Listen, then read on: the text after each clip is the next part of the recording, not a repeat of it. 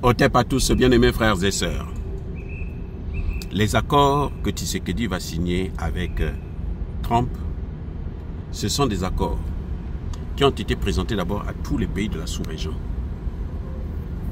Tshisekedi a dit lors d'une conférence à Brazzaville, il dit, au lieu de construire des ponts, moi je veux construire des murs. Parce que mes voisins ne veulent pas la paix. Mes voisins ne veulent pas m'aider. Mes voisins sont une source de problèmes. Tshisekedi a présenté cet accord que vous voyez, peut-être pas les mêmes termes. Tshisekedi a présenté ça à Paul Kagame. Le premier à recevoir ces accords, c'était Paul Kagame.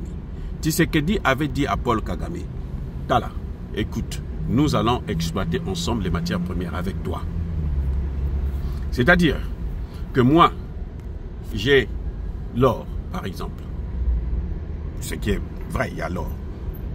Je veux installer, nous allons chercher des investisseurs qui vont installer une usine, une raffinerie de l'or sur ton territoire au Rwanda.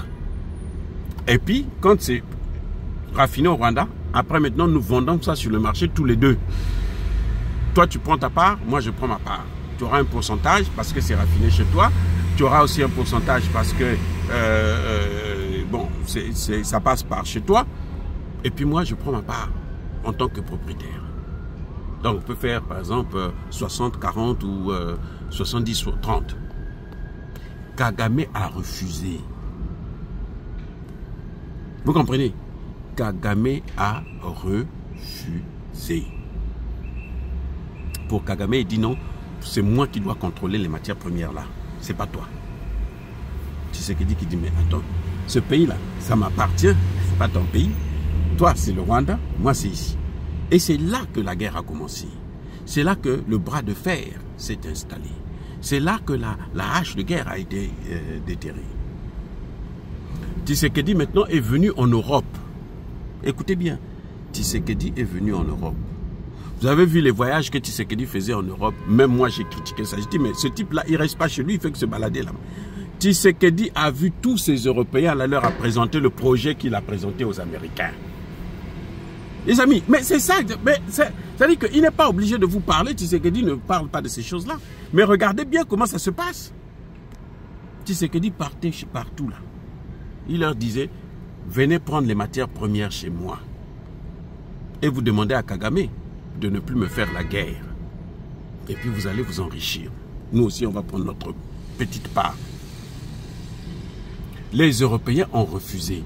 Les Européens ont préféré aller signer des accords avec Kagame parce qu'ils pensaient que Kagame va contrôler le Rwanda, le Congo, à vie. Quand Kagame meurt, son fils prend et puis continue à contrôler le Congo. Or, il n'y a aucun empire qui est éternel. Tous les empires finissent par disparaître, y compris l'empire Tutsi rwandais. C'est ça qui est en train d'arriver là. Pendant 30 ans, les Tutsis ont été à la une de l'actualité mondiale. On ne parlait que des Tutsis. Il n'y avait pas quelqu'un d'autre qui était plus important que des Tutsis. Maintenant, qu'ils ont des problèmes. Qu'est-ce que vous voulez qu'on puisse faire? Les amis, c'est ça, c'est ça. Les Européens, il n'y a aucun pays, que ce soit la Grande-Bretagne, que ce soit la France, que ce soit l'Allemagne, que ce soit la Belgique, aucun de ces pays n'avait pas ce projet-là. Mais quand Tshisekedi vient chez les Français, il dit, bon, écoute, venez créer un réseau de métro à Kinshasa. Mais en échange, Tshisekedi attend quoi? Vous croyez que c'est l'emploi? Alors que le vrai problème pour lui, c'est la paix. Quand il fait venir la France, il dit, venez créer une école de formation des sous-officiers. Vous croyez que c'est pourquoi? C'est pas pour la paix? La France a fait quoi? La France a apporté la paix? Dites-moi, ça fait combien d'années? Ça fait peut-être 5 ans maintenant qu'il y a cette école-là. Elle a apporté quoi? Elle informe que des officiers bidons, des officiers corrompus, qu'elle-même, elle corrompt depuis l'académie même. Quand vous sortez de l'académie, vous êtes déjà super corrompu. Quand vous venez sur le terrain, vous ne pouvez plus rien faire. Ce sont ces accords-là que maintenant Tshisekedi transmet aux Américains. Ils disent, les autres n'ont pas pu, d'autres n'ont pas voulu. Ils ont préféré s'allier au diable. n'a qu'à rester avec le diable, moi je vais avec quelqu'un d'autre. Vous voyez? Et aujourd'hui, ce sont les Européens, c'est l'Europe qui est en train de tout faire pour que ces accords ne puissent pas aboutir. Alors, je reprends.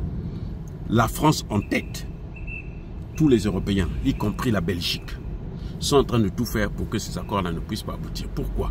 Parce qu'ils savent que si les Américains mettent le pied là, eux là, ils seront boycottés.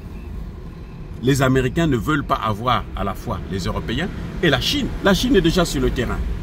Les Américains vont combattre, concurrencer avec eux. Les Américains le savent, ils l'ont déjà dit.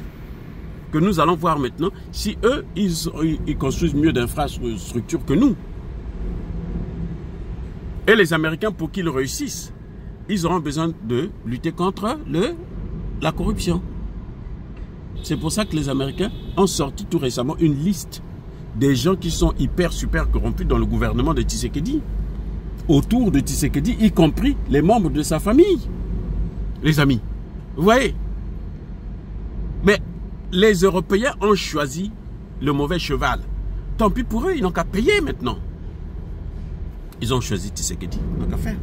Si vous voyez les Européens se battre pour que ces accords ne puissent pas avoir lieu, utiliser le M23, utiliser Kagame, utiliser l'église, la Cinco et autres, c'est parce qu'ils savent que ils sont tous perdus, et eux et Kagame.